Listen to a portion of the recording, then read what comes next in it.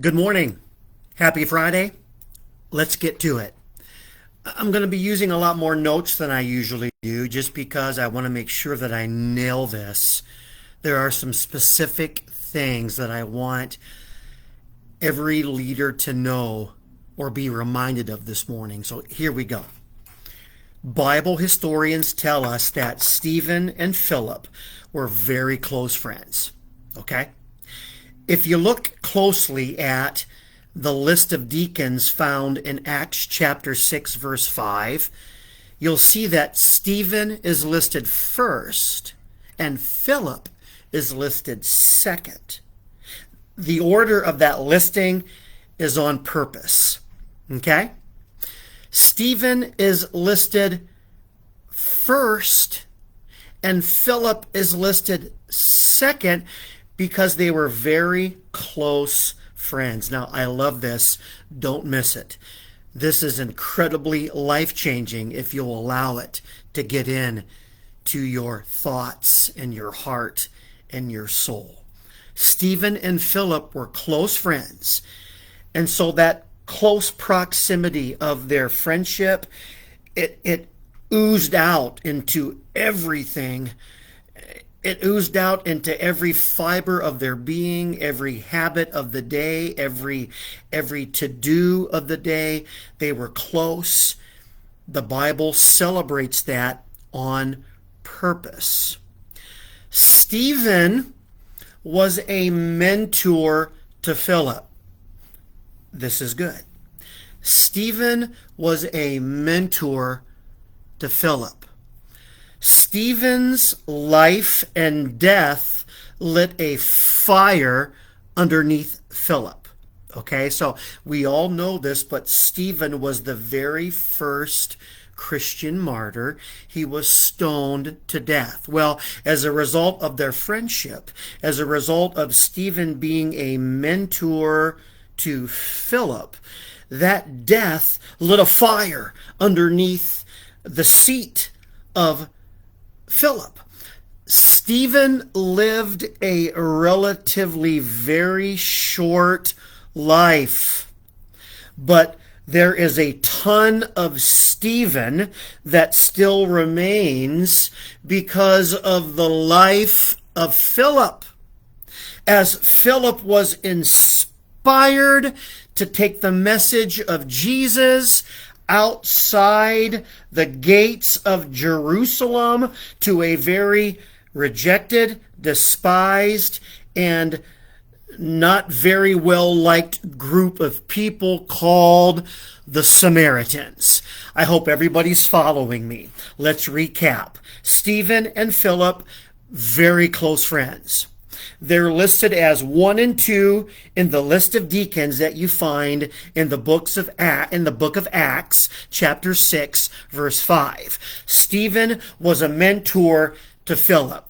Stephen was martyred. He was died. He was killed. That death lit a fire under Philip's seat. And as a result, so much of Stephen still remains because Philip took the message of Jesus outside of the city gates to a very rejected and disliked group of people called the Samaritans.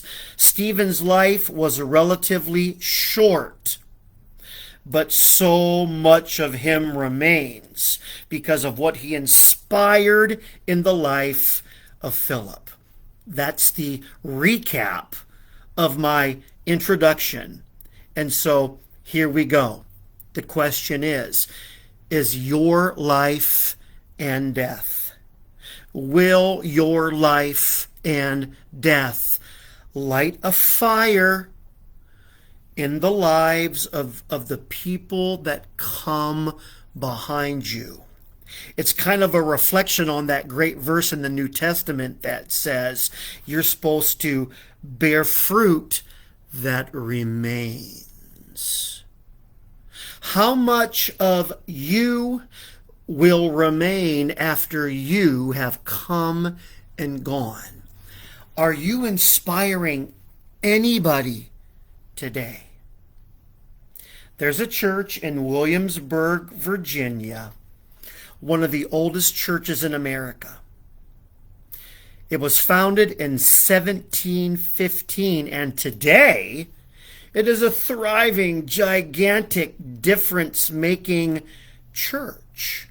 Well, if you go visit that church, there is a small little old-time cemetery right outside the doors, the gates of the church. And on one tombstone, you will find these words on one of the church's founding members. Now, again, remember, 1715, small dinky church, one of the very first churches ever in America. Today, it's thriving and blooming, and on the tombstone of one of the founding members, okay, it says this: "He being dead, yet speaketh."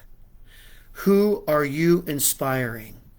Are you lighting a fire under anybody's seat because of your life and eventual death? Yes, your life will be relatively short in comparison to all of eternity, but how much of you will remain after you are gone?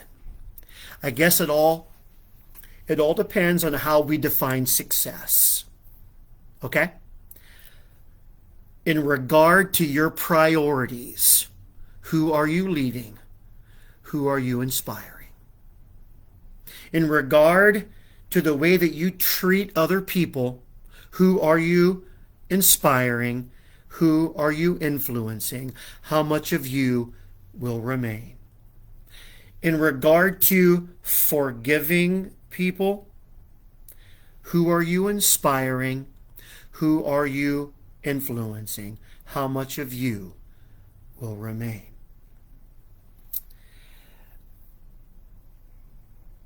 I saw this quote this morning, and I think it sums up exactly what I'm trying to say. Do people feel better after they have been with you because of what God is doing in your life? Are you inspiring anybody? Are you lighting a fire under the seat of anybody? How much of you will remain? Wow. I absolutely love it. I'm inspiring myself this morning. Success lies not in making fun of people, but instead making friends with people. Who are you inspiring? How much of you will remain? Are you good at saying, "I'm sorry"? Are you willing to say, "I'm sorry"? Who are you inspiring? How much of you will remain? There's a gigantic difference in regard to laughing at people and laughing with people. Who are you inspiring? Who are you mentoring? How much of you will remain? Here's a verse.